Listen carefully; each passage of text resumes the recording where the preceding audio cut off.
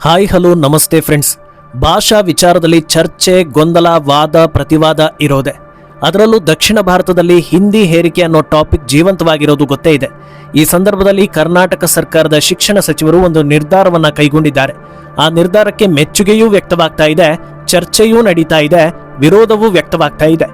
ಇದೆಲ್ಲದಕ್ಕಿಂತ ಹೆಚ್ಚಾಗಿ SSLC ವಿಚಾರದಲ್ಲಿ ಇದು ಅತ್ಯಂತ ದೊಡ್ಡ ಬದಲಾವಣೆ ಎನಿಸ್ಕೊಳ್ತಾ ಇದೆ. ಹಾಗಿದ್ರೆ ರಾಜ್ಯ ಸರ್ಕಾರದ ಈ ನೀತಿ ಮಕ್ಕಳಿಗೆ ಪೂರಕವಾ ಅಥವಾ ಮಾರಕವಾ? ಈ ನಡೆ ನಿಜಕ್ಕೂ ಅವಶ್ಯಕತೆ ಇತ್ತ ಅಥವಾ ರಾಜಕೀಯ ಪ್ರೇರಿತವಾ? ಜನರು ಹೇಳ್ತಾ ಇರೋದೇನು? ಇದೆಲ್ಲದರ ಡೀಟೇಲ್ಸ್ ಅನ್ನ ಕೊಡ್ತೀನಿ. ನೀವು ಮಿನಿಟ್ ಮೇಡ್ ಚಾನಲ್ ಅನ್ನ ಫಾಲೋ ಮಾಡಿ, ಸಬ್ಸ್ಕ್ರೈಬ್ ಮಾಡಿ. ಕರ್ನಾಟಕದ SSLC ವಿದ್ಯಾರ್ಥಿಗಳಿಗೆ ರಾಜ್ಯ ಸರ್ಕಾರ ಅತ್ಯಂತ ಮಹತ್ವದ ಸುದ್ದಿಯೊಂದನ್ನು ಕೊಟ್ಟಿದೆ. ಇನ್ನು ಮುಂದೆ SSLC ಫಲಿತಾಂಶದಲ್ಲಿ ಹಿಂದಿ ವಿಷಯದ ಅಂಕಗಳನ್ನ ಒಟ್ಟು ಅಂಕಗಳ ಪಟ್ಟಿಗೆ ಪರಿಗಣಿಸಲಾಗೋದಿಲ್ಲ ಅಂತ ಸರ್ಕಾರ ಹೇಳಿದೆ. ಈ ಕುರಿತು ಪ್ರಾಥಮಿಕ ಮತ್ತು ಪ್ರೌಢ ಶಿಕ್ಷಣ ಸಚಿವ ಮಧು ಬಂಗಾರಪ್ಪ ಅಧಿಕೃತವಾಗಿ ಘೋಷಣೆ ಮಾಡಿದ್ದಾರೆ. ಹೊಸ ನಿಯಮದ ಪ್ರಕಾರ ತೃತೀಯ ಭಾಷೆಯಾದ ಹಿಂದಿ ಅಥವಾ ಹಿಂದಿ ಅಲ್ಲದೆ ಯಾವುದೇ ತೃತೀಯ ಭಾಷೆ ವಿಷಯದಲ್ಲಿ ವಿದ್ಯಾರ್ಥಿಗಳು ಗಳಿಸೋ ಅಂಕಗಳನ್ನ ಒಟ್ಟು ಮೊತ್ತಕ್ಕೆ ಸೇರಿಸಲಾಗುವುದಿಲ್ಲ. ಬದಲಾಗಿ ಈ ವಿಷಯದಲ್ಲಿ ವಿದ್ಯಾರ್ಥಿಯ ಸಾಧನೆಯನ್ನ ಕೇವಲ ಗ್ರೇಡ್ ಮೂಲಕ ಅಳೆಯಲಾಗುತ್ತೆ. ಆದರೆ ವಿದ್ಯಾರ್ಥಿಗಳು ಪರೀಕ್ಷೆಗೆ ಹಾಜರಾಗುವುದು ಕಡ್ಡಾಯವಾಗಿದೆ. ಪರೀಕ್ಷೆಗೆ ವಿದ್ಯಾರ್ಥಿ ಹಾಜರಾಗಲೇಬೇಕು, ಆದರೆ ಅದು ಕೇವಲ ಗ್ರೇಡ್ಗೆ ಮಾತ್ರ ಸೀಮಿತವಾಗಿರುತ್ತೆ ಅಂತ ಸಚಿವರು ಸ್ಪಷ್ಟಪಡಿಸಿದ್ದಾರೆ. ಇಲ್ಲಿಯವರೆಗೆ SSLC ಪರೀಕ್ಷೆ ಒಟ್ಟು 625 ಅಂಕಗಳಿಗೆ ನಡೀತಾ ಇತ್ತು. ಆದರೆ ಈಗ ಹಿಂದಿ ವಿಷಯದ 100 ಅಂಕಗಳನ್ನ ಹೊರಗಿಟ್ಟಿರೋದ್ರಿಂದ ಇನ್ನು ಮುಂದೆ ವಿದ್ಯಾರ್ಥಿಗಳ ಫಲಿತಾಂಶವನ್ನ ಕೇವಲ 525 ಅಂಕಗಳಿಗೆ ಮಾತ್ರ ಪರಿಗಣಿಸಲಾಗುತ್ತೆ. ಈ ಬದಲಾವಣೆ ವಿದ್ಯಾರ್ಥಿಗಳ ಮೇಲೆ ಇರುವ ಶೈಕ್ಷಣಿಕ ಒತ್ತಡವನ್ನ ಕಡಿಮೆ ಮಾಡುತ್ತೆ ಅಂತ ಸಚಿವರು ಹೇಳಿದ್ದಾರೆ.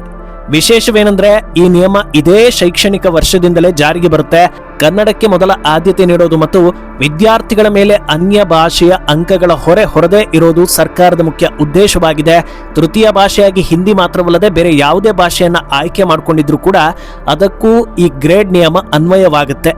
ಅಲ್ಲಿಗೆ ಸರ್ಕಾರದ ನಿಲುವು ಏನು ಅನ್ನೋದನ್ನ ನೋಡಿದ್ರಿ.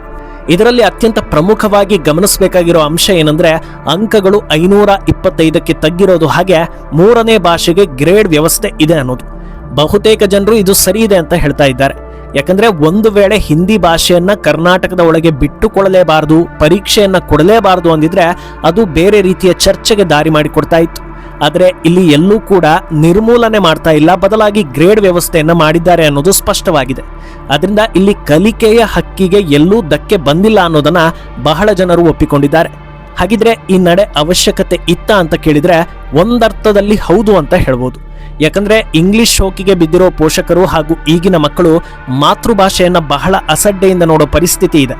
ಈ ಹೊತ್ತಲ್ಲಿ ಇನ್ನೂ ಒಂದಷ್ಟು ಭಾಷೆಗಳು ಸಿಲೆಬಸ್ನಲ್ಲಿ ಸೇರ್ಕೊಂಡ್ರೆ ಮಕ್ಕಳು ಯಾವುದನ್ನೂ ಸರಿಯಾಗಿ ಕಲಿಯೋದಿಲ್ಲ.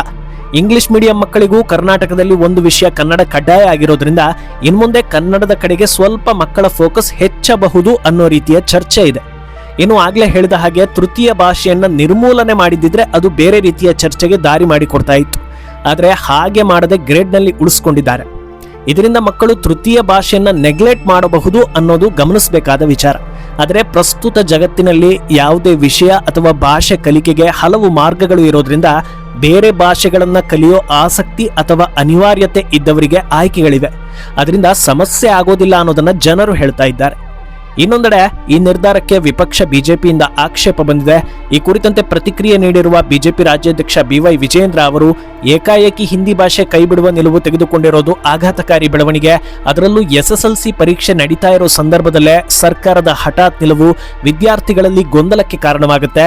ಕಳೆದ ಹಲವು ದಶಕಗಳಿಂದ ದೇಶದಲ್ಲಿ ಇದೇ ಮಾದರಿಯ ಶಿಕ್ಷಣ ಅಂದ್ರೆ ತ್ರಿಭಾಷಾ ನೀತಿ ಹೊಂದಿರುವ ಕರ್ನಾಟಕದಲ್ಲಿ ಯಾವುದೇ ಪೂರ್ವಾಪರ ಚರ್ಚೆ, ಶಿಕ್ಷಣ ತಜ್ಞರ ಸಲಹೆ, ಪ್ರತಿಪಕ್ಷಗಳ ನಿಲುವು ಯಾವುದನ್ನೂ ಪರಿಗಣಿಸದೆ ಏಕಾಏಕಿ ಹಿಂದಿ ಭಾಷೆ ಕೈಬಿಡುವ ನಿಲುವು ತೆಗೆದುಕೊಂಡಿರೋದು ಆಘಾತಕಾರಿ ಬೆಳವಣಿಗೆ. ಅದರಲ್ಲೂ SSLC ಪರೀಕ್ಷೆ ನಡೀತಾ ಇರೋ ಸಂದರ್ಭದಲ್ಲಿ ಸರ್ಕಾರ ಈ ರೀತಿ ಮಾಡಬಾರದಿತ್ತು. ನಾವು ಕನ್ನಡ ಭಾಷೆಯಲ್ಲಿ ಕಲಿಕೆಗೆ ವಿರೋಧ ವ್ಯಕ್ತಪಡಿಸ್ತಾ ಇಲ್ಲ. ಕನ್ನಡ ನಮ್ಮ ಮಾತೃಭಾಷೆ, ಕನ್ನಡ ನಮ್ಮ ಬೋಧನಾ ಭಾಷೆಯಾಗಿ ಜಾಗತಿಕ ದೃಷ್ಟಿಕೋನದಿಂದ ಇಂಗ್ಲಿಷ್ ಕಲಿಕೆಗೂ ನಮ್ಮ ಅಭ್ಯಂತರವಿಲ್ಲ. ಹಾಗೆಯೇ ಕನ್ನಡಿಗರು ದೇಶದ ಅನೇಕ ರಾಜ್ಯಗಳಿಗೆ ಉದ್ಯೋಗ ಅರಸಿ ಹೋದಾಗ ಕನಿಷ್ಠ ಮಟ್ಟದ ಹಿಂದಿ ಭಾಷೆಯ ಅರಿವು ಇರಬೇಕಾಗತ್ತೆ. ಕೇಂದ್ರ ಸರ್ಕಾರದ ಉದ್ಯೋಗಗಳಿಗೆ ಸೇರ್ಪಡೆಗೊಳ್ಳುವ ಕರ್ನಾಟಕದ ಯುವ ಸಮೂಹವು ರಾಷ್ಟ್ರ ಮಟ್ಟದಲ್ಲಿ ಹಿಂದೆ ಬೀಳಬಾರದು ಅಂತ ಹೇಳಿದ್ದಾರೆ. ಅಂದ್ರೆ ಮಾರ್ಕ್ ಅನ್ನ ತೆಗೆದು ಗ್ರೇಡ್ ವ್ಯವಸ್ಥೆ ಕೊಟ್ಟಿರೋದು ನೆಗೆಟಿವ್ ಇಂಪ್ಯಾಕ್ಟ್ ಮಾಡಬಹುದು ಅನ್ನೋ ಅರ್ಥದಲ್ಲಿ ಹೇಳಿದ್ದಾರೆ. ಒಟ್ಟಲ್ಲಿ ಭಾಷಾ ಕಲಿಕೆಯ ಹಕ್ಕು ಎಲ್ರಿಗೂ ಇದೆ. ಆದರೆ ಅದೇ ರೀತಿ ನಮ್ಮ ಭಾಷೆಯನ್ನ ಉಳಿಸಿ ಬೆಳೆಸೋದು ಕೂಡ ಅಷ್ಟೇ ಮುಖ್ಯವಾಗಿದೆ. ಕಲಿಯೋಕೆ ಕೋಟಿ ಭಾಷೆ, ಆಡೋಕೆ ಒಂದೇ ಭಾಷೆ ಕನ್ನಡ ಅಂತ ಅಣ್ಣವರು ಹೇಳೋ ಹಾಗೆ ಯಾವುದೇ ಭಾಷೆ ಕಲಿತರೂ ಮಾತೃಭಾಷೆ ಯಾವತ್ತೂ ಹೃದಯದಲ್ಲಿ ಇರುತ್ತೆ ಅನ್ನೋದು ವಾಸ್ತವ. ಈ ನಿರ್ಧಾರದ ಬಗ್ಗೆ ನಿಮ್ಮ ಅನಿಸಿಕೆಯನ್ನು ಕಮೆಂಟ್ ಮಾಡಿ.